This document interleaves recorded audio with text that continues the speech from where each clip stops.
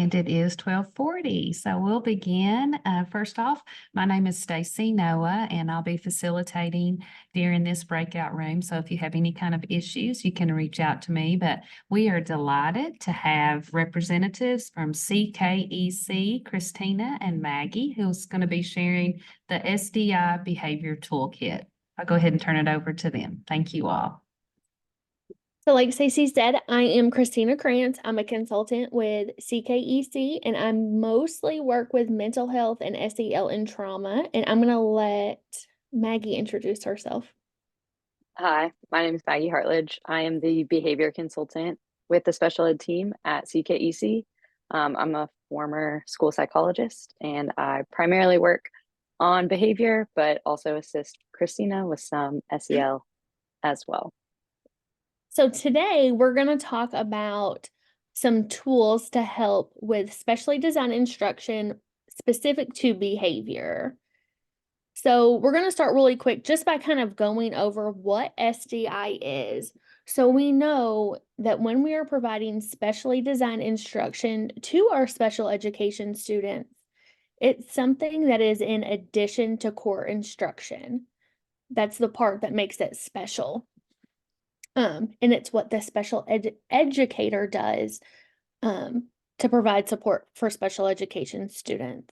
We also know that we want it to promote independence and that it can be transferable and generalized across settings. We also know that SDI, sometimes when we think about SDI, we kind of focus on reading, how to teach reading or writing or math.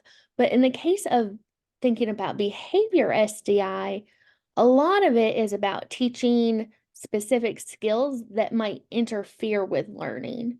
So self-regulation or disruptive behaviors. And we know that it's an important feature of our special education program, and it should always be individualized for the specific student.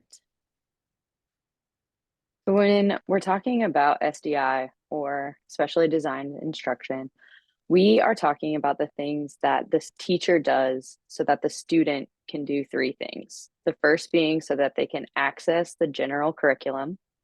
So to the most extent possible, be included with their non-disabled peers. We also want to, again, teach those skills like Christina mentioned, or provide those services or supports that allow for the students to gain independence. We don't want the student to become dependent on the teacher. We want them to receive this service or support so that they can build the skills to then generalize that skill and use it independently. And then finally, it is to meet educational standards. So we want to provide students with this specially designed instruction so that they can meet their grade level standards, so that they can meet the standards that are being accessed in that general curriculum.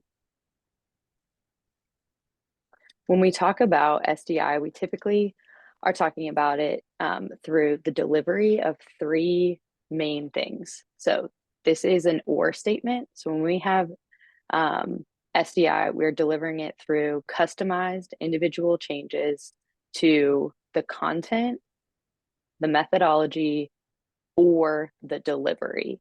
So again, you do not have to customize or change all three of these. This is an or statement. So we typically want to start with customizing the changes in the method or the delivery and rely less on content changes, so that the student can then access that general curriculum and those standards.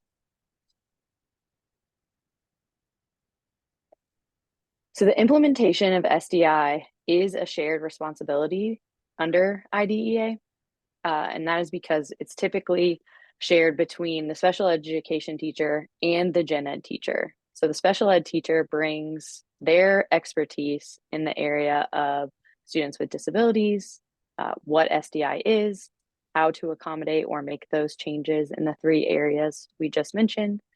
But the gen ed teacher brings their expertise in the grade level content.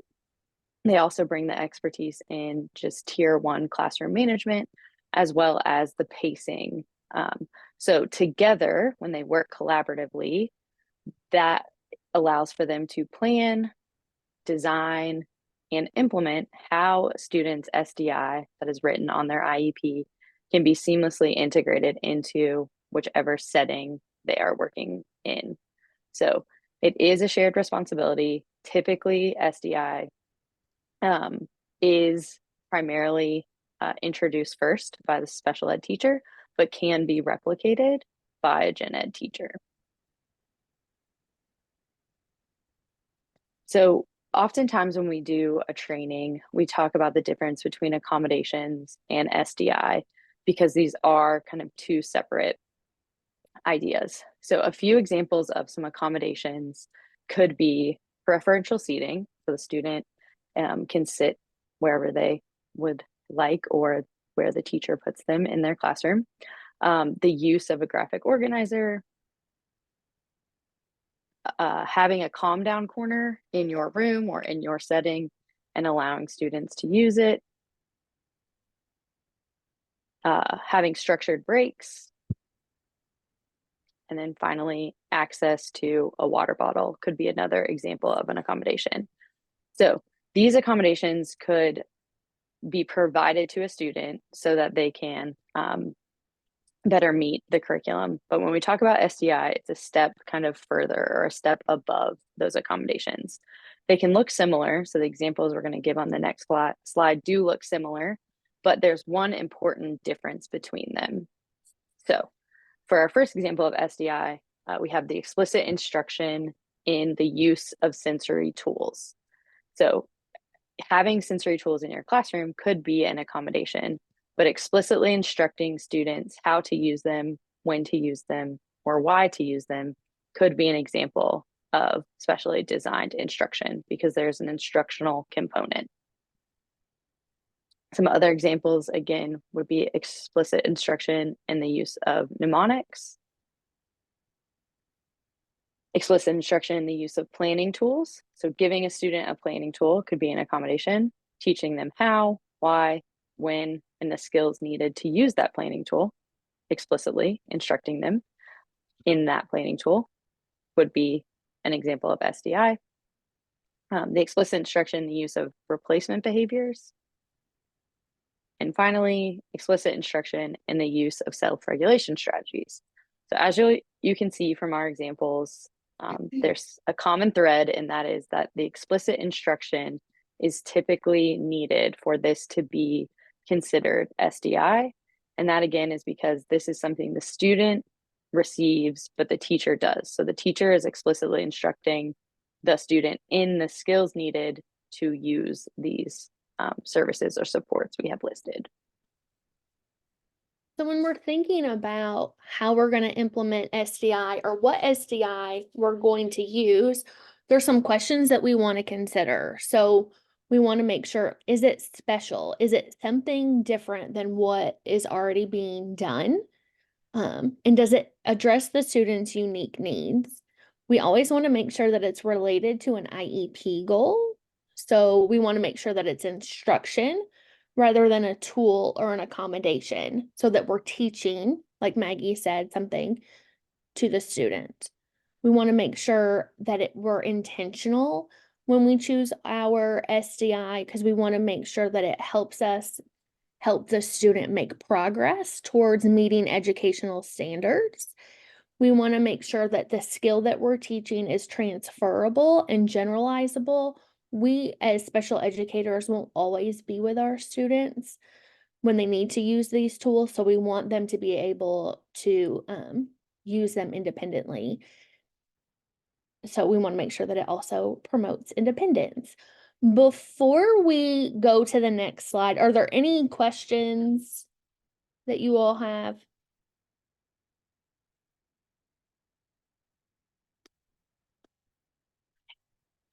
So we're gonna move into going through the SDI behavior toolkit. You can access it. Actually, you all have 3 ways you can access it. You can scan the QR code. You can type in the bit.ly, or it is also linked on the EdCamp resource page, so you can access it that way as well. But we're going to kind of walk through the toolkit and then answer any questions or comments that you all have about the toolkit itself. So this is what the toolkit looks like when you open it. And if you access, when you access it from the bit.ly, the QR code, or the link on the EdCamp resource page, it will take you to a folder with other SDI toolkits in it. Obviously, this one is specific to behavior. So we're going to talk about this one. So this is kind of the table of contents, and these are all hyperlinked to whatever problem area you think you need help with. So for example, we'll just go to the first one, task completion and on-task behavior. And each of the problem areas are set up similarly. So it starts with the target area, some problem indicators right underneath that in the green box. So it can help you kind of narrow down what you're looking for. So, for task completion, students might be distracting others. They might have a hard time controlling their emotions. They're not completing tasks. They may be asleep. And then right underneath the problem indicators is a social emotional learning connection. I'll make this a little bit bigger. Can you all see my screen still? Okay, I'm just making sure because I made it bigger. Right underneath the problem indicators is a social emotional learning connection. So we know that students who have been identified as a student with disability might struggle in social emotional learning areas, and we want to help provide them those skills. But as special educators, we may not always feel competent or know how to do that. So for each of the target areas, there is a social emotional learning connection. And so the SDI strategies in these areas might help with the social emotional learning areas, specifically for on-task behavior, self-awareness, responsible decision-making, and self-management. And they're all hyperlinked. So if you click on, say, responsible decision-making, it will take you to a resource that talks about what responsible decision-making is and how you can help students develop that in your classroom. And hopefully you all will find you already do a lot of these social emotional learning strategies. You might just not realize that is what you're doing. So they're all hyperlinks, and we do have all 5 of the CASEL competencies represented in the document. So underneath that in the blue box, you'll see it. There's potential SDI strategies. So they may be something you want to consider. And of course, you want to make sure that they're aligned with the student's needs and goals. And then there's in the middle some potential steps for how to use this SDI. And in the last column are resources for that strategy. So everything is linked. So, for example, explicit instruction and self-talk. So you can come over here and learn about what positive self-talk is and some strategies that you can use to help teach your students how to use positive self-talk. So they are all outlined just like that.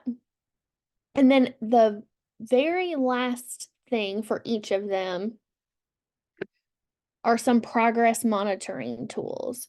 We know sometimes it's hard to figure out how to monitor behavior goals because they're not always as clear-cut as maybe solving math problems or reading comprehension.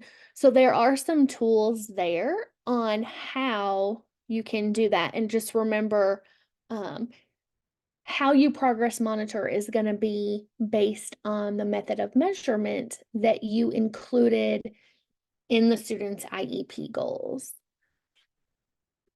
Maggie, do you have anything you want to add? No, I think you covered it. Okay, so that went faster than I thought it would. Do you all have any, one other thing, you all can see that it says draft in the background of the toolkit. So it is actually still in draft form. We hope to, hopefully by February, it will no longer be in draft form. But the way that you can get the most up-to-date version of the toolkit is to star or add a shortcut to that folder in your Google Drive so that you will always have access to it. Because as we make changes, we will upload the most current version of the document to that folder, and we will change the title of the SDI toolkit will be whatever the date is that it's updated. So this one was most recently updated on December 5th. But we have a meeting next week, so we'll probably make some more changes and upload the most current one next week. What questions or comments do you all have about the toolkit? Do you mind to share the toolkit link? No, not at all. Thank you. Let me pull it up on my other screen and I will put it in the chat box. I have it pulled up, Christina. I could put it in Oh, the chat. great.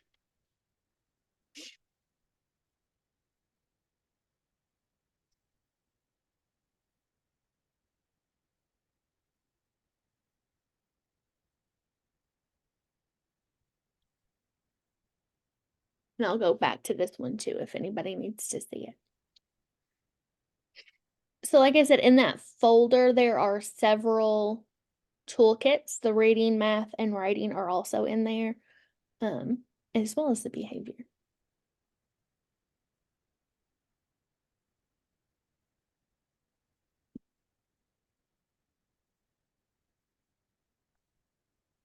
So we'll give you all about 5 minutes or so to look through the toolkit.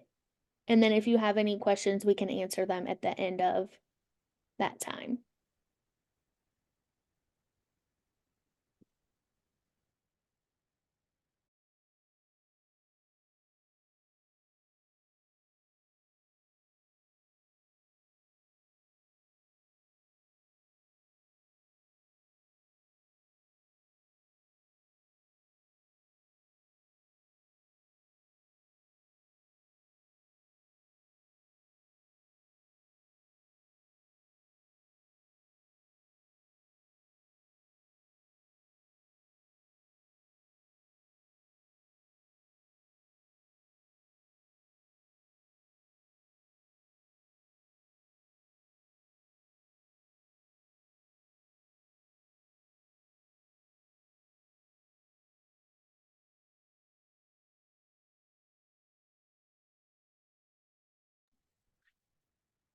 Amy, you may have to download it in order to get the links to work since it's a PDF.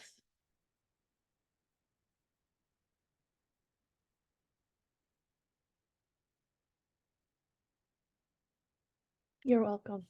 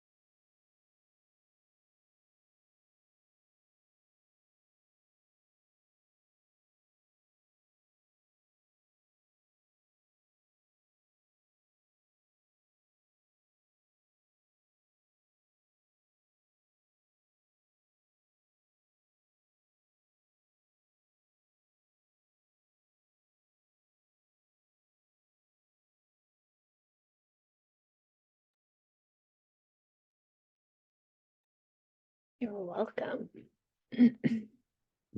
Take just about 90 more seconds or so.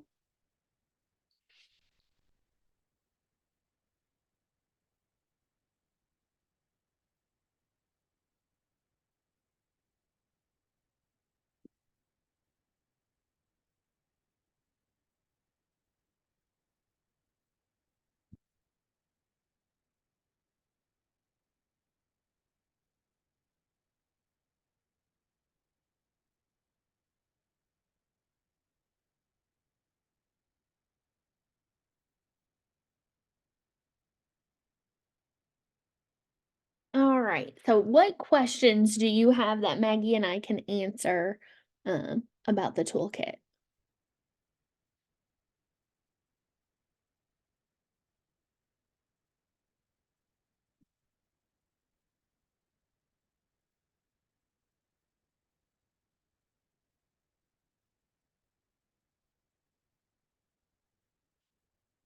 Okay, so you can share it with others just by sharing the link with them.